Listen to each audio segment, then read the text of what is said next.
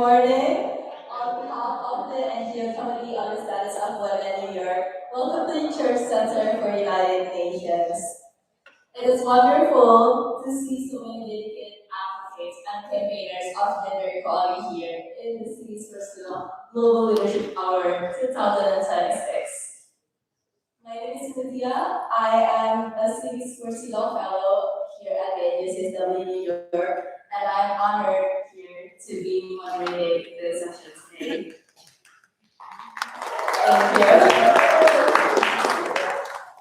We are gathered here during the 17th session of the Commission on the Status of Women to witness something truly powerful, which is the translation of international law into local actions. The Convention on the Elimination of All Forms of Discrimination Against Women, or what we usually call CEDAW, is often discussed in the context of national governments. But today, we celebrate the jurisdiction that proves lasting change begins on the ground, in our communities, in our cities, and in our counties. To open our ceremony and set the vision for this morning, please join me in welcoming the co-chairs of the NGO CSW New York, Pamela Morgan and Rosa Lazar.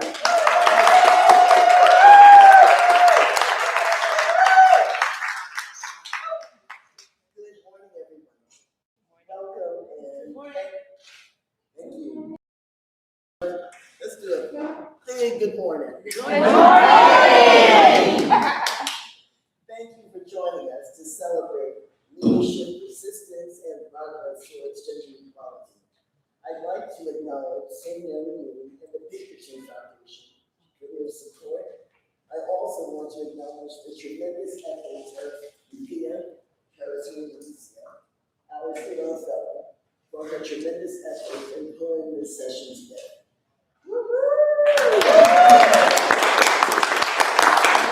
As some of you may know, the Cities for CEDAW was actually born at NGO CSW New York during Soon-Young's tenure as chair. Since then, the program has taken off globally, ensuring that women have protections at home. Please join me in applauding Soon-Young for her vision.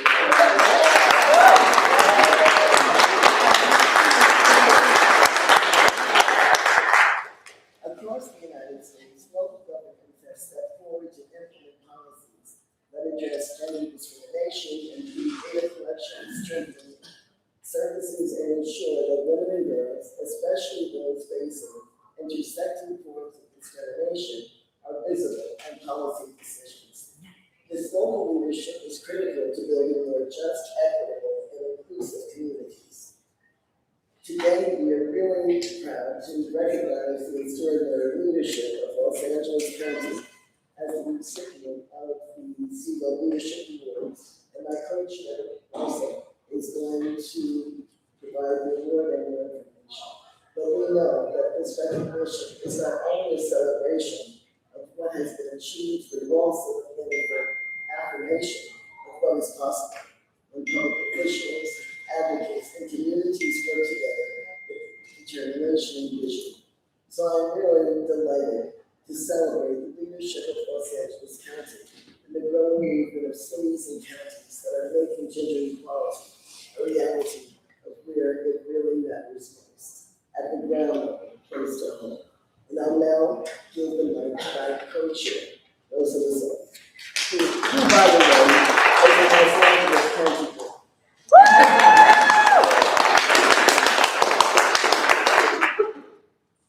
Los Angeles, born and raised.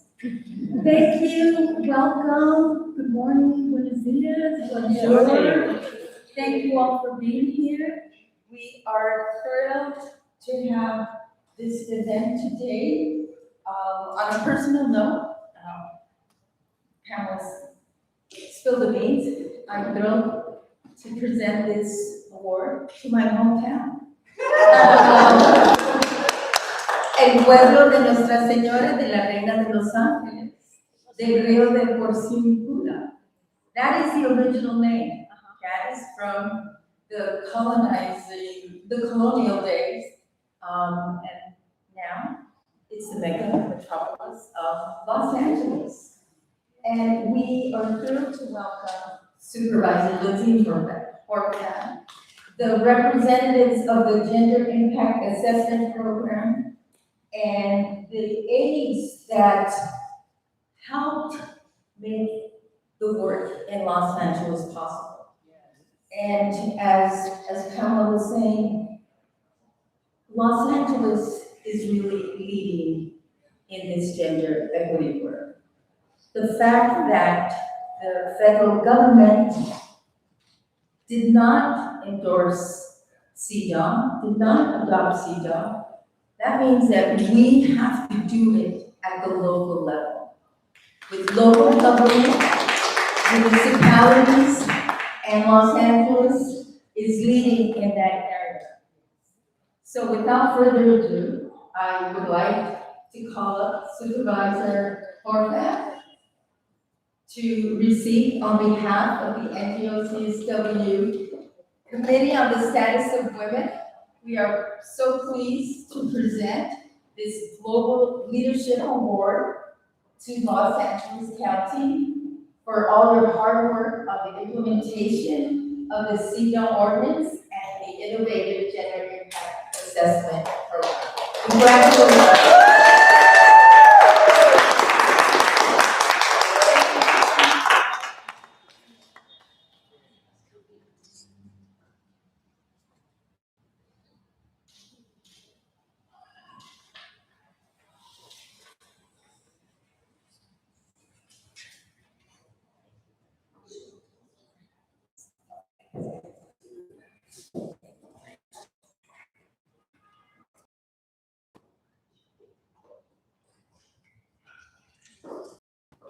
Good morning. It is truly an honor and a privilege to be here with you this morning. And I want to thank you for this recognition and for the work that brings us all together today.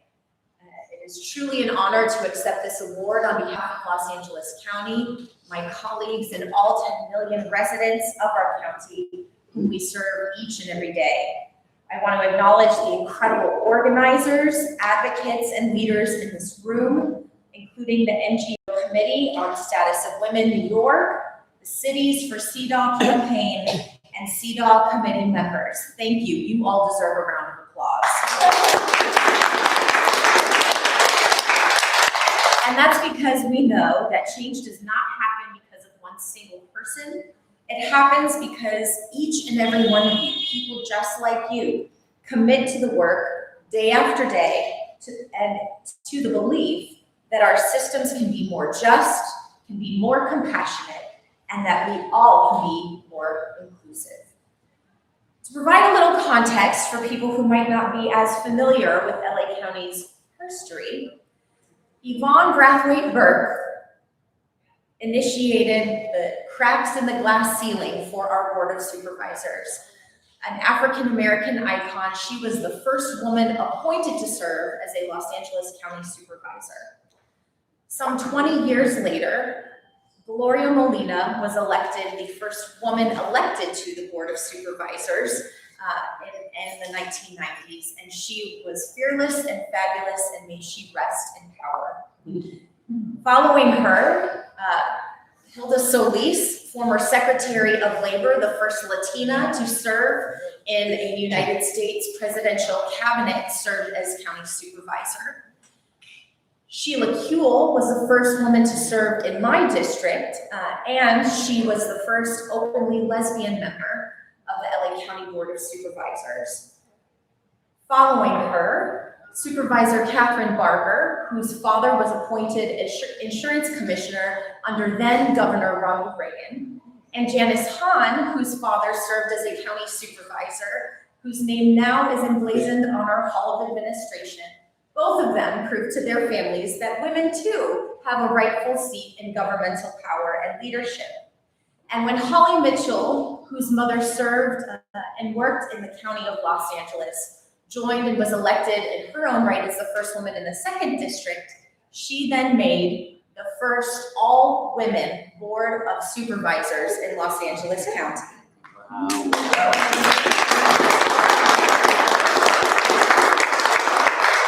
I'm the most recent addition to that all-women Board of Supervisors. Supervisors as the first millennial and renter.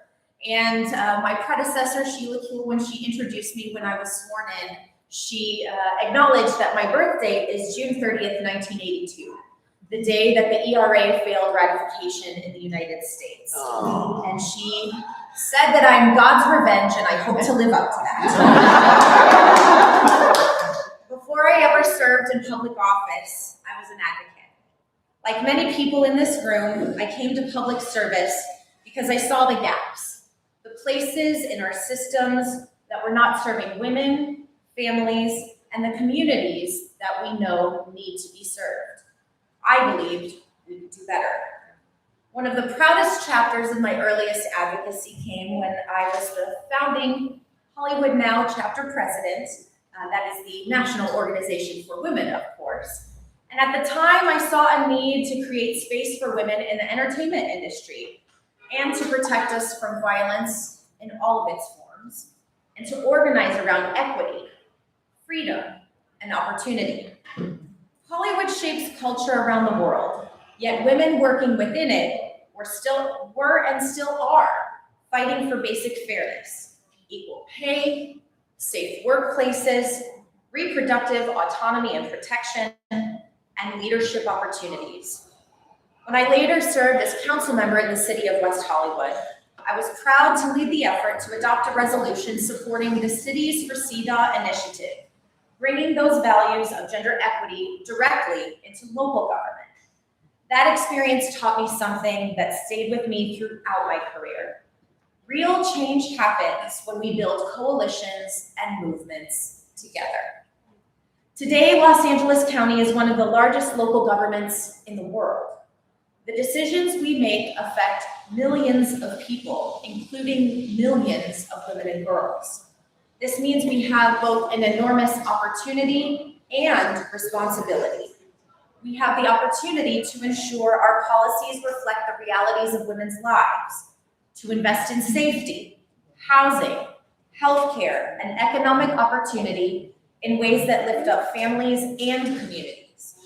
Most importantly, we have the opportunity to ensure government works for everyone, not just those who have historically had a seat at the table. In my role on the Board of Supervisors, yes, the all-women Board of Supervisors, I've tried to bring that same spirit of advocacy and coalition building that shaped my work with women's organizations into the work of governance. That means standing up for survivors of violence and making sure that gender-based violence is a priority policy issue. It means supporting housing and services for women experiencing homelessness. It means investing in programs that give women pathways to stable careers, to leadership roles, and to economic independence. It also means ensuring that government listens, truly listens, to the voices of the communities we serve. And it's not lost on me that while we gather here today, our world is in conflict, provoked in part by our president, a man who claims to fight for the liberation of Iranian women by bombing a school for girls. The cost of this conflict will only truly be known by the mothers who watch their children go to fight in it, and yet were never asked for their consent. So while I am deeply grateful to accept this award today, I want to be clear, this recognition belongs to many people. It belongs to the advocates who organize when change feels slow. It belongs to the leaders who provide services that hold our communities together. It belongs to the survivors who share their stories so that others don't have to suffer in silence. And it belongs to the public servants across Los Angeles County and beyond who work every day to turn our values into action. What that looks like in Los Angeles County, well, we embedded gender equity into how government works. In 2022, we launched a countywide gender impact assessment program, requiring all 39 county departments to evaluate how their policies, their budgets, and services affect women and girls, and to set measurable 5-year equity goals. We made equity a part of accountability. Departments now report annually on their gender equity progress through the county's management and performance system, ensuring transparency and sustained focus. We use the power of government purchasing to remove barriers for women. For example, we now require vendors to design firefighter uniforms that properly fit women. Basic, but necessary, addressing safety risks and helping recruit and retain more women into fire service. We're expanding opportunities for girls to lead. County sports programs are increasing participation by girls and investing in female coaches to challenge gender norms and build the next generation of leaders. We tackled period poverty head on. Free menstrual products are now available in county libraries and facilities, so no one has to choose between basic needs and dignity. We protected reproductive health care access. In anticipation of the overturning of Roe v. Wade, Los Angeles County launched our Abortion Safe Haven program to ensure access to care and to trusted information, including for anyone traveling from states where care is restricted. We strengthen support for survivors of domestic violence. Through Care Connect, we're coordinating services across departments and community partners so survivors can reach shelter, reach safety, and reach support faster. We're transforming how we address human trafficking. Instead of relying on carceral systems, Los Angeles County is advancing a public health approach focused on prevention, survivor support, and community-based response. We're committing to transparency and shared learning. Each year, we publish a public progress report so departments and other governments can see what's working and continue to push this work forward. Because advancing gender equity isn't a short-term effort, it requires sustained leadership, long-term investment, and the courage to redesign systems so they work for everyone. On behalf of Los Angeles County, I want to thank you for this recognition and for the work that each of you do each and every day.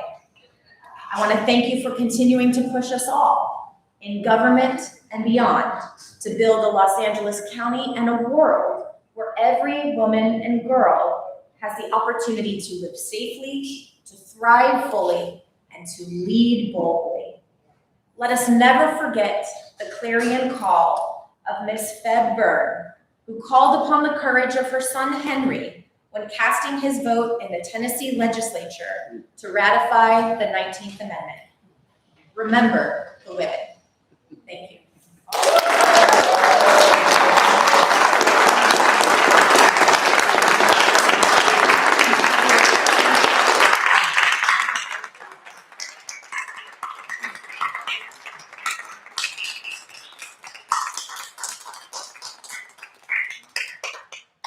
Thank you very much to Supervisor Horvath for sharing with us how leadership for gender equality looks like in the county. Thank you so much as well to our co-chairs for giving the award. And we're going to move to the next section. We often heard about the what and the why of CEDAW, but we need to talk more about the how. How do we sustain this momentum? How do you connect local action to international accountability? And how can other regions adapt this model? Please join me in welcoming our distinguished panelists for a discussion titled Implementing the Vision. First, we have Dr. Soon-Young Yoon, representing the Cities for CEDAW History and Future Project Work. Dr. Yoon, if you could come to the front.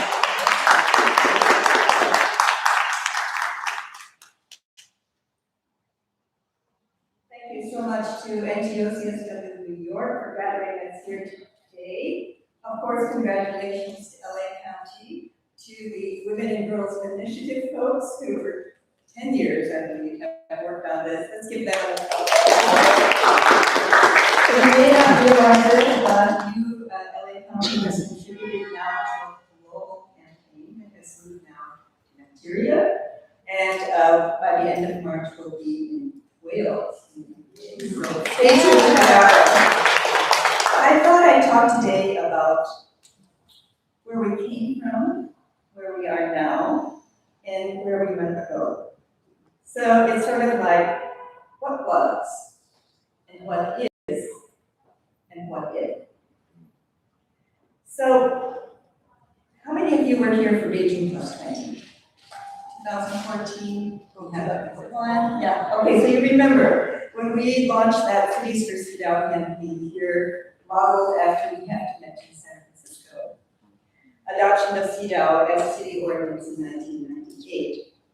And the organizations gathered here, many of you here, Zonta, Seroptimus, Women's League for Peace and Freedom, UNA USA, International Alliance of Women. You are the ones who took it home. You are the ones who raised money locally. Each campaign was different. Violence against women in Pittsburgh, women's economic empowerment and small businesses in Toledo, Ohio. And the entire campaign was not funded, I emphasize this, by UN money. It was funded by small jurisdictions. Granville, Ohio, population 5,000, as a CEDAW resolution, and of course, the largest at the moment is LA County.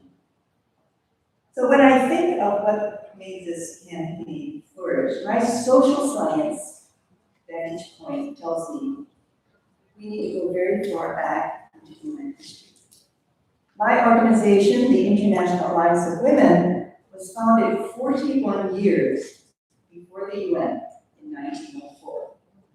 Our forebears, the women leaders who joined the labor movement, peace movements, anti-colonial and anti-slavery movements that ultimately led to the establishment of the United Nations are the ones we have to recognize. We are the ones, the feminist and women's movement, who are responsible for creating the CSW in 1946. And we are the ones who need to lead the revitalization of the United Nations going forward. We as a movement also owe the United Nations a great debt. We would never have had the Cities for CEDAW campaign without the political momentum created by what we call the social development conferences of the 90s. That was on race, population development, human rights, social development, and environment. And let's remember the 4 UN Women's Conferences. Recall that in 1975, at the first World Conference in Mexico, the Secretary General, the guy, Attorney General of Mexico, and the Ministries for Women's Affairs barely existed at the time. The UN was critical then, as it is today, as a safe space for our movement's internal discussions, debates, and even clashes, which I myself witnessed. And then the compromises covering war in 82 million Americans. And yes, there have been setbacks, stalls, campaigns that flourished and then faded away. But in my recent visits to CEDAW cities and research, here's what I see. Our movement, when under stress, defunded, and sometimes violently crushed, is amazingly resilient.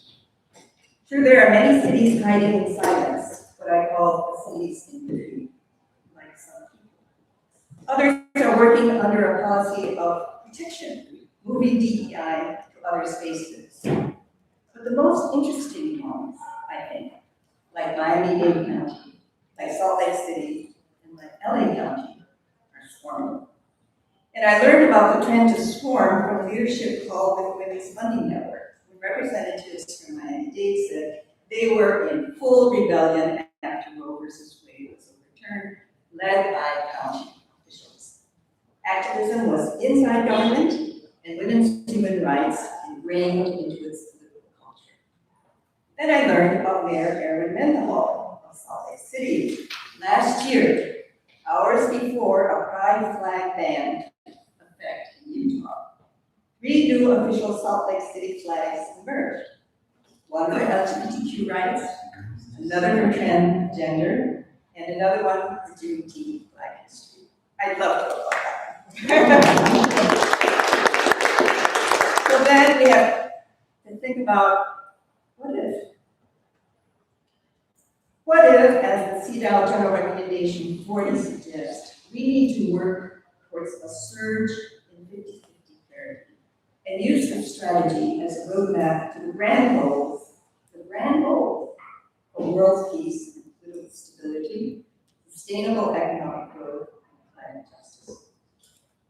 What if we did this bottom up with the Cities for CEDAW campaign, but others, human rights campaigns, but also top down, with a woman UN feminist, and she Secretary General. And that is in the works. You can see 1 in 8 million campaign. And what if, this is for LA County, what if LA County and Miami-Dade teamed up to be the peer leaders for other counties to accelerate globalization of CEDAW? There are at least 11 total now that have CEDAW ordinances or resolutions. And finally, what if this campaign went global with the leadership of Nigeria and Wales? Wales for Europe, Nigeria for Africa. We just need a few of the other regions. We can talk start that. I don't think these are far-fetched dreams. The true measure of a UN treaty lies in how it changes not only local policies, but ultimately the personal decisions it's made. And from what I can see, this campaign has the potential to do just that.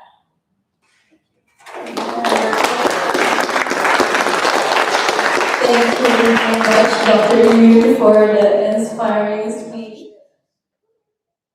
We would like to invite you to come to the front and sit at the front. Yes. And we will also introduce the rest of the speakers. Yes. Thank you. All right, we would love to introduce the other speakers that will also share their inspiring perspectives.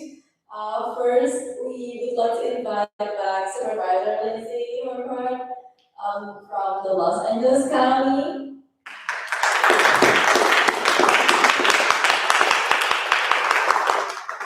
We also have together with us Ms. Esther Eghobamien-Mshelia. Did I say that correctly? Thank you. Please, Ms. Eghobamien-Mshelia is the member of the UN CEDAW Committee. Also joining us today, we have Ms. Bandana Rana, member of the UN CEDAW Committee.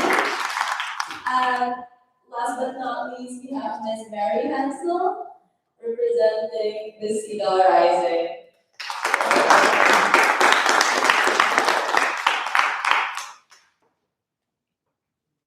Thank you all for joining me in today's session. We've heard from Dr. Yoon earlier. We would like to now move to Supervisor Horvath.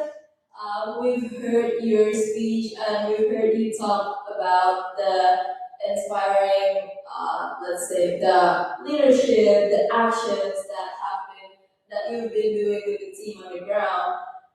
So looking back at the decisive point, was there like a specific data point, a community story, or perhaps a testimony that becomes a turning point for the Board of Supervisors?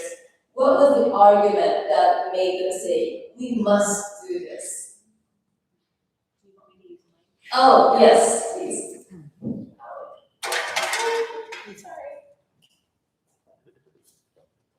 Thank you very much. Yes, I first want to recognize from UC Irvine, Mary Hansel and all of her students who really encouraged Los Angeles County to adopt the CEDAW ordinance. They brought the idea to the county. So for anyone who's leading classrooms out there, please know that your inspiration can really change policy. It's their leadership that helped us to think about how these principles apply locally and how we can make sure that local government helps to better advance gender equity and equality in all of our communities. So I really want to start by thanking them.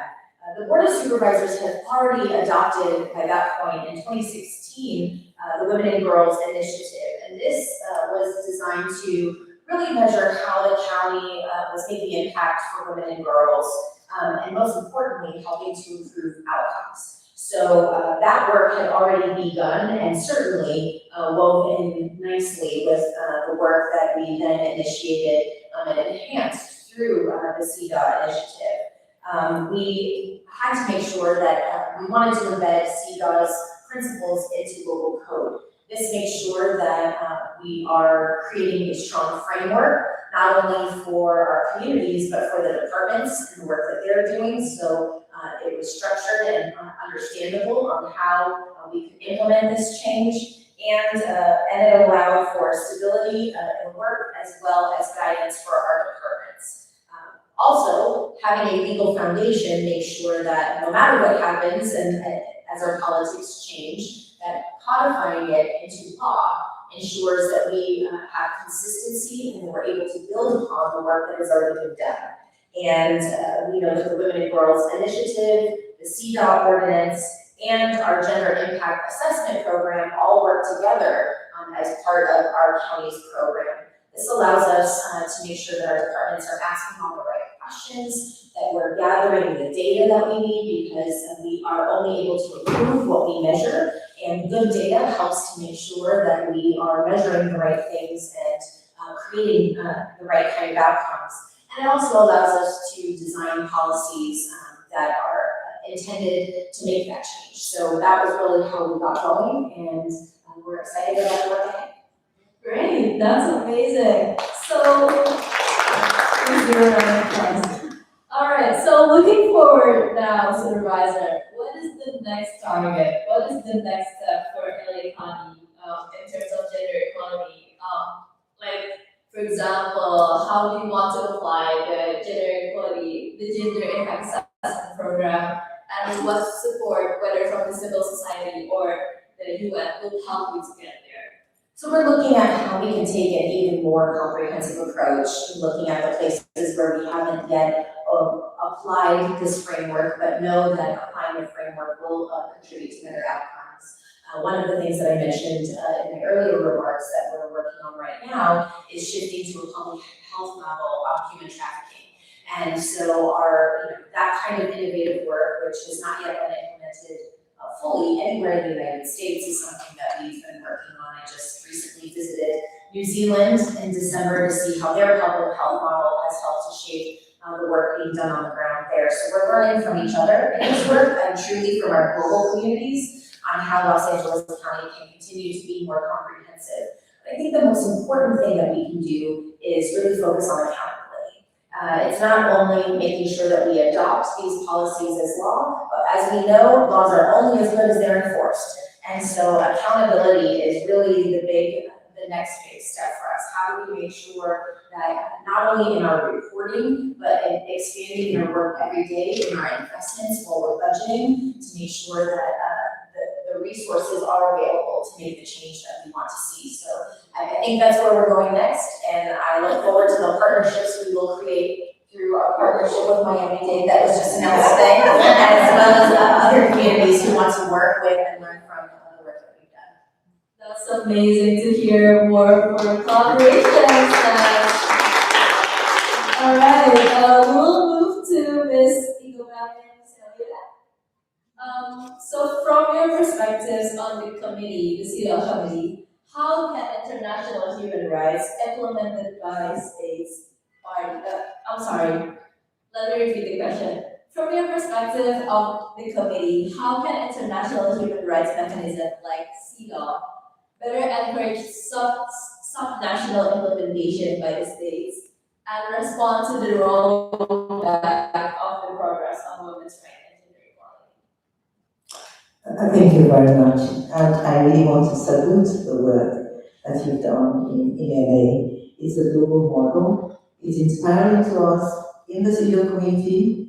Because for me, prior to joining the committee, I had actually been privileged as a fellow in the UN to know when the initial work started with the early studies on the correlation between public infrastructure and gender-based violence. So fast forward 10, 15 years later, when I reconnected with the Cities for CEDAW Coalition, it actually just, it was a timely connection, because in October of 2018, I had actually been requested by the CEDAW Committee to join a platform created by the Human Rights Council and the Human Rights Capacity Building to look at how do you cascade, how do you make international human rights treaties work at the local level. And I remember very vividly at that program, I had talked about local governments and cities being the epicenter and the theater of human rights violation. And so by the time, and they said, oh, how? I ran through all of our articles and how all the mechanisms that we have in the CEDAW Committee, if provided at a local level, would actually be a very good vehicle, a strong vehicle to actually transform local communities and deliver human rights at the local level. You are a real good model of that. I have never met you, and all I can say is get ready. Get ready, because at the very last CEDAW session that we just concluded, I had the privilege to be on the task force for the Czech Republic. And they said they had actually created a law mandating municipalities across their territory to have laws and to deliver on gender mainstreaming. But there was no single result. No single result. And that speaks to your statement about the law is only as good as a paper if it is not enforced and it is not implemented.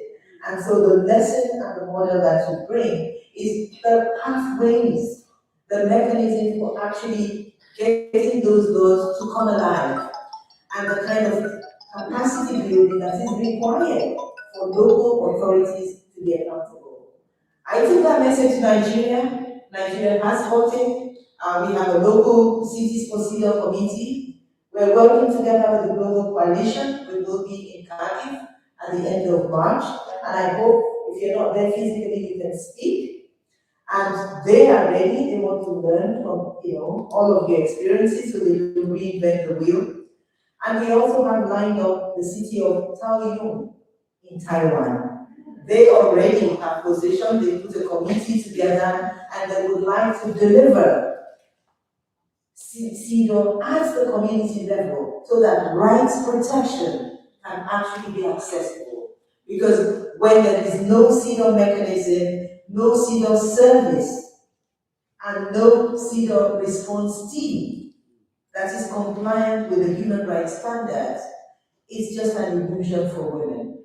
And that's why I believe that the work we're blazing the trail, we're willing to work with you. I will invite you to Nigeria. I hope you will be in Japan. And I really want to salute Soon-Young. I was privileged to be chairing the day you presented, and I was like, I know this work. I know this work from 1996 because that was when I know the work. And then I see the progress that you made with it, and it just resonates with the vision that we have. And I can tell you that the Human Rights Council is on board. The Human Rights Capacity Building team is on board. They're actually waiting for the lessons that we bring from here so that we have a good model, which we already have. And the Global Cities Hub at the end of March, we're actually having a global webinar with mayors across cities across the world. They have in their list about 3,000 mayors, and they will be bringing them on board to hear your story and to see how they can embrace this, so that women in their communities can actually have the rights protection that CEDAW guarantees. CEDAW is a guarantee, but I believe the Cities for CEDAW model is the one that cascades it into the real lived experiences of women. And my colleague here, she's chairing the GR on stereotyping, and that will further x-ray and provide a framework to deal with the pushback. I will yield the floor to her too, because I know that she will also share insights with you in terms of where, the bastions of resistance, where they've been so deeply entrenched that it becomes difficult for the provisions of CEDAW to be realized. Thank you very much. That is such a powerful message. Thank you so much, Ms. Eghobamien-Mshelia. We will move to Ms. Bandana Rana. Hello. So we've heard from the CEDAW Committee. We'll go to let's say from a 3D perspective. What are the non-negotiable elements of the implementation that must be present in any local models? Thank you so much. Wonderful moderator, you give us hope. I'm not the moderator. I've come here after 3 days of very traumatic travel. It's the impact of the war, And I was supposed to be here on Sunday. I didn't come on Monday. Yesterday was what? I'm losing count. I arrived yesterday, Wednesday. Went straight from the airport to the UN because I had a speaking session.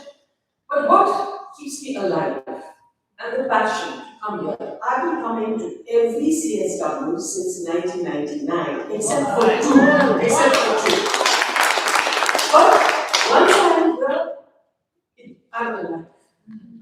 I feel the power, the momentum, the solidarity, that our voice is strong and that we can make a difference. So that is why I continue. I always say this is my last CSW. Especially my activism started from the Beijing conference. And last year I said Beijing must continue. It's over now. I'm too old. I'm not going to travel. And resources are constrained. You travel on stream budgets. And I'm staying in Queens, traveling here to the UN because of no budget. That is how it is. But I am so happy to be a part of the NGO CSW. And I was here when the Cities of CEDAW campaign was launched. I would like to thank the co-chairs and the former chairs of the NGO CSW committee. I want to believe I'm still a co-chair of the Asia NGO CSW committee. And this is what keeps me going. And I'm sure all of us can relate to that. Well, now coming back to the question that you had, what are the what was it? Sorry, I was so passionate about non-negotiable elements. Non-negotiables. Now I would say, and congratulations to the LA County for the wonderful work that you are doing, and Soon-Young for leading this movement, initiating this movement. What I want to say is there are countries who have ratified CEDAW. I know your federal government hasn't ratified CEDAW, it's very glaringly there. But there are countries who have ratified CEDAW to be politically correct because you are a member state of the United Nations. They are not very inclined or have a political will to actually translate that into action at the communities, at the cities, at the local level. So that does not work. That's a non-negotiable. Of course, you ratify CEDAW, but the non-negotiable is it has to translate into the lives of women and make a difference in the lives of women on the ground. Because that is where, the rights meet the reality. That is at the local level. So, okay, coming back to the non-negotiables, I would first say, of course, ratifying it, but as I said, so that makes a difference. And then we have to have laws and policies. If we are ending discrimination and violence against women, we have to have laws and policies. But again, laws and policies are not just on paper. Just to give you an example of Nepal, we ratified our domestic violence law in 2009 after persistent advocacy and vibrant advocacy for women's groups where I was also engaged. 2011, I was engaged in assessing whether this law, how the community women have been using this law. And there was a woman at a rural community who stood up, and I said, she said, I'm a literate woman. I know what the law contains. I know how to write a FIR. I know where the closest police station is where I can make a report. But I live in an abusive relationship and I do not want to use the law. The reason is because she says it's going to drive me to a worse situation. Why? First and foremost, I don't have income. I depend on my husband's income and my two children to go to school. The minute my husband finds out I have reported against him, he's going to keep me out of the house. I'm going to be on the streets. My children will have to leave school because I cannot sustain alone. I have no income. My maternal parents have told me the day I got married, your place is in the house of your husband, so don't return until your death. So they're not going to accept me. I'm a burden. So, and the law, I cannot, it will take years, even if I get justice, it's good, even if, she said very little law, but even if I get justice, it's going to take years and years and years. Who's going to look after me until then? So at least even if my husband physically beats me, batters me every evening, at least I have a shelter, food to eat, and my two children go to school. So what is the law? It's no use. So what the non-negotiable again is coming back to, does it make a difference to the women? The law is there. There are countries where polished laws, but when you come to the implementation, where the women are accessing, we are talking about access to justice, this CSW 70. So whether we are accessing it, and one more thing she said, which comes to my GR, one more thing she said, worse still, no one will sympathize with me. My community will say she acted too smart, reporting against her husband. Look at what happened to her today. The stigma, the stereotype, all that accumulates to that. So this is one of the reasons that CEDAW Committee is now drafting a general recommendation, which the working group I co-chair, on gender stereotypes. It is in the process. We plan to adopt it by the end of this year in our October session. Because countries report under Article 5 of CEDAW, they do say that they address, because it's about gender stereotypes. They say, yes, we address gender stereotypes. What do? Awareness. Raising awareness, raising awareness. Does that work? Dismantling years and years of rigid, stubborn, persistent gender stereotypes and gender norms. Just raising awareness is not going to work. It's not just laws, it's institutional, it's structural, it's cultural, it's religious, everything put together. So you have to look into that and dismantle that. Of course, behavior change comes with it, of course. So these are some of the non-negotiables. Now coming to just bullet points of non-negotiables. One is, as I said, political will, laws, policies, but tackling these stereotypes and stigma so that women can access laws, institutions that implement those laws. And when I say institutions, there are many countries who have gender-focused ministries who have very little resources and no authority and no budget, So we have to have flourishing, resourceful, powerful entities that implement these laws and monitor that these laws are actually benefiting the women and girls. A monitoring mechanism, a strong monitoring mechanism. Many countries, they pass laws, but they don't have a strong monitoring mechanism. They just tick off and say we passed a law. Every year you need to monitor. So data is extremely important. The output of it is extremely important to see whether those laws are really benefiting the women that they are made for. So without those laws, without those data, without those outcome indicators, no laws is going to be useful. So this is what is extremely important. And the most another important non-negotiable is partnership with civil society, women's movement, because they are the ones on the ground who know what works and what doesn't work. And when I say this, of course, you need to be strategic. There are times when civil society and governments are battling all the time and they are in opposite directions. Because why? The governments think the NGOs or the civil society only talk too much, they shout, they fight, and they do, that's what they do, so close the doors for them. And the civil society also think the governments do nothing. We have to always bang the table and say, you are not doing this, you are not doing this, and shame the government. This is not going to work. You have to find a strategic bridge where you tell the government, we are here to help you. These are the things that is working, that you have been doing, but these are the things where there are gaps and we can do it together. So that's the strategy that you need to work. So collaboration, partnerships, resources, gender-responsive budgeting, flourishing institutions, and political will is extremely important as non-negotiables. Thank you. Thank you so much, So, we now have the followers of the non-negotiables and the core components to implement CEDAW in our local communities.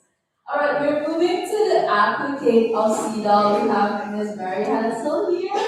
So, from the perspective of a CEDAW applicant, how do you see this work evolving and how do we ensure that gender impact assessments remain bold and not just like picking off the checkbox? Okay, I can't believe I have to follow this, but thank you so much for the invitation to speak today. I'm beyond honored to share this space with so many of my heroes.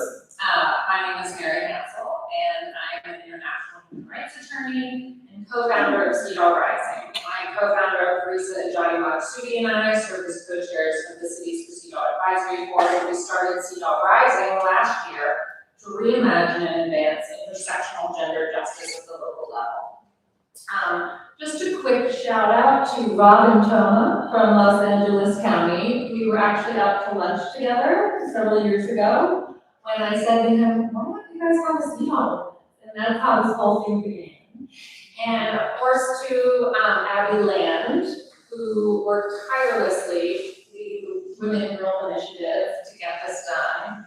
And of course to my students, one of whom took my class 3 semesters in a row just to make sure this got done. So shout out to UC Irvine School and so the question, what do we do from here in terms of implementation? Right. I think the committee member just so eloquently explained so many of what it takes to successfully implement CEDAW. I can say a little more about what that looks like at the local level. And for people who live in the US, I think this is really in contrast to how we see anti-discrimination laws and really underscores why CEDAW is needed above and beyond what we already have in our laws. So there are 6 attributes that stem directly from CEDAW's human rights framework that I think characterize successful implementation.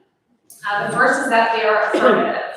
So CEDAW calls upon local agencies and departments to take proactive steps to respect, protect, and fulfill gender-based rights. So it's not enough to refrain from discrimination. Local governments have to protect rights from infringement by third parties, whether that third party be a corporate employer or an abusive spouse, and create the conditions necessary for the enjoyment of rights. So it's very capacious. Secondly, and very importantly, implementation needs to be intersectional. So CEDAW Rising seeks to ensure that all measures are explicitly intersectional and that CEDAW implementation, including data collection and analysis, is through an intersectional lens. The intersecting identities recognized by CEDAW, the treaty, are actually broader than those recognized under US law and includes those with economic status, for example. Third, data-driven, as we've talked about. CEDAW implementation relies on gender disaggregated data and analysis to identify inequities, measure progress, and guide evidence-based decision-making. Fourth, it needs to be structural and pervasive. So CEDAW cuts across silos to address systemic issues, emphasizing impact over purpose, which again is often about US law, and pervading all departments and functions. The human rights term for this is gender mainstreaming, as I'm sure you all know, which is so much more than the add women and stir approach, as they say. It embeds gender considerations in all facets of local governance, permeating all departments and all local government roles, as an employer, as operator, and most importantly, a service provider. Fifth, implementation needs to be responsive to community priorities, meaning there's no one-size-fits-all. CEDAW frameworks ensure that local action reflects the lived realities and needs of their residents, especially in underserved communities. And notice I didn't say citizens, I said And finally, accountability. CEDAW requires transparent oversight through an independent body that monitors implementation, tracks outcomes, and ensures governmental follow-through. LA County's CEDAW program embodies these attributes and is leading the way in showing what local implementation looks like in practice. I'm thrilled to see this work recognized, and I'm so privileged to work with Carolyn and Chanel on defining what CEDAW looks like in practice. It's really incredible to watch. I look forward to seeing LA County continue to advance this important model of local human rights governance. So again,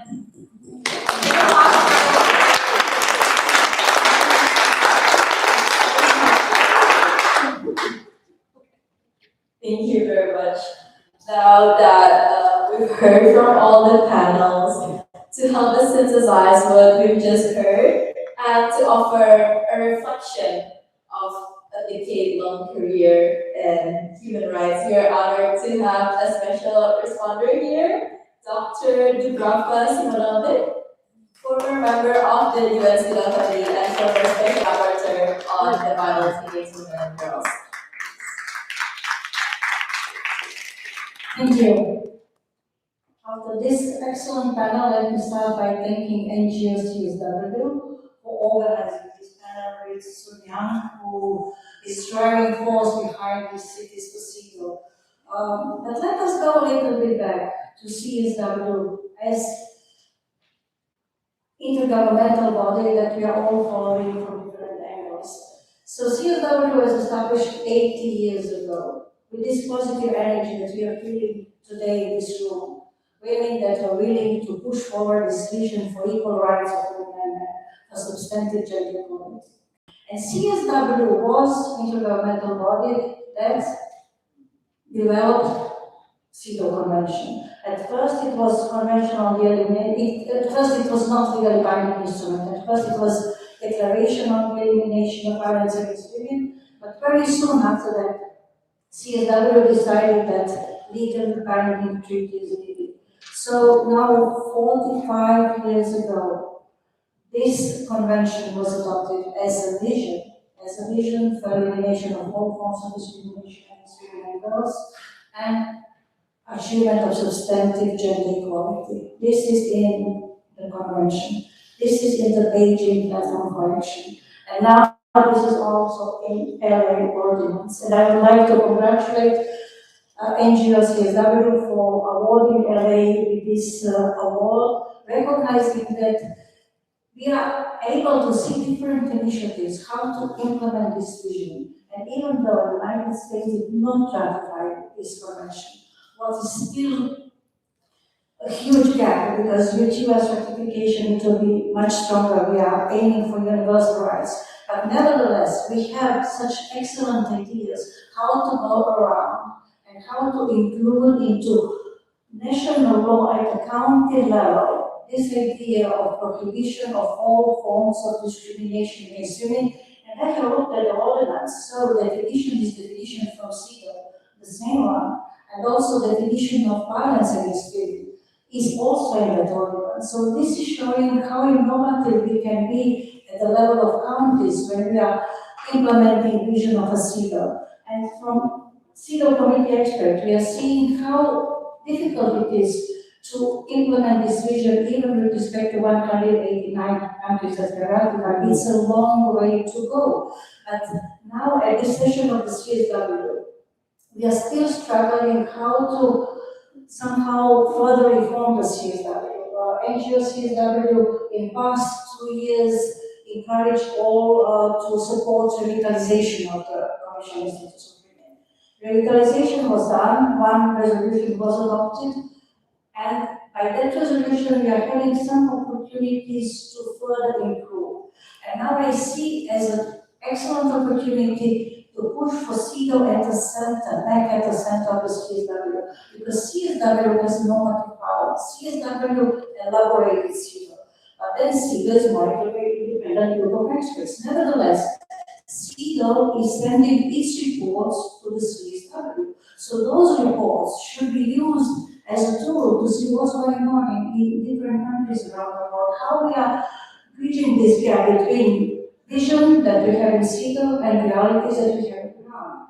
And we are seeing, unfortunately, in so many countries, so many horrible forms of femicide, discrimination against women and girls, all those harmful practices still going on. So I hope that in the future, this commission will improve further in order to have CEDAW at the center, to have these initiatives like this, like Cities for CEDAW, showcased at a regular session of the commission as good practice, because it could be really used as a really good practice in many countries that do not have integrated such definition of discrimination against women in their national laws.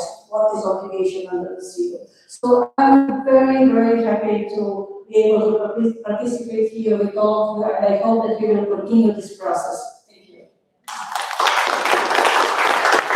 Thank you, Dr. Simonovic. If you could please stay on the stage. So this has been a morning of milestones, so I would like to invite all our speakers and panelists to have a photo session to commemorate this.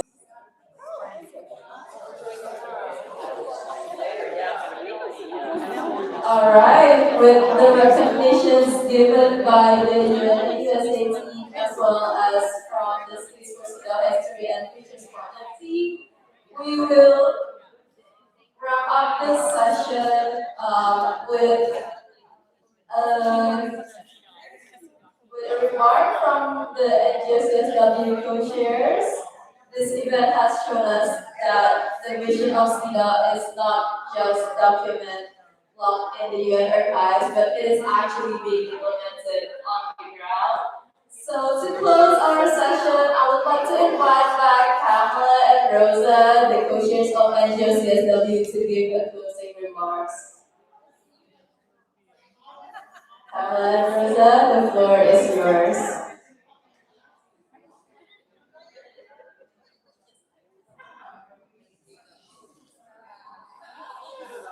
In closing, we want to thank LA County Supervisor Lindsay Harper and all of the supervisors for working with us, collaborating with us, coming to New York, which I'm sure was such a hardship coming from that sunny California to rainy New York. As a matter of fact, I was in Los Angeles a couple of weeks ago, and I met with the supervisor and Soon-Young and staff, and it was raining. It was raining a lot more in LA. So much so that the LA River was overflowing.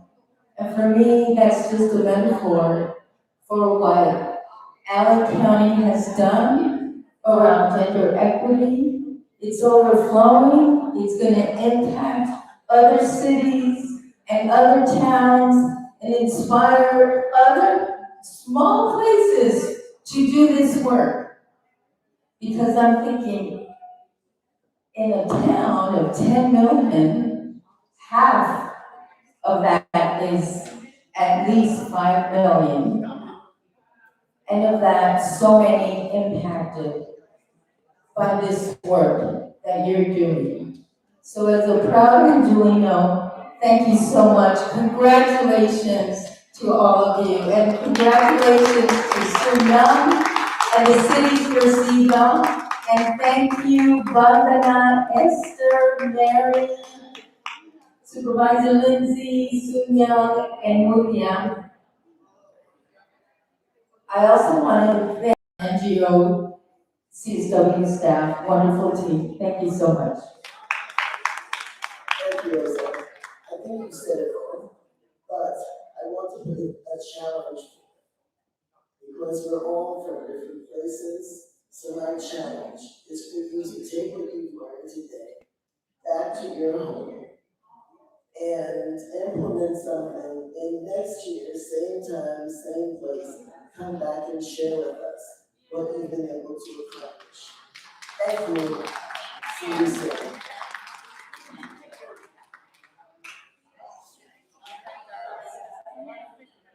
Thank you everyone for coming to this awarding session.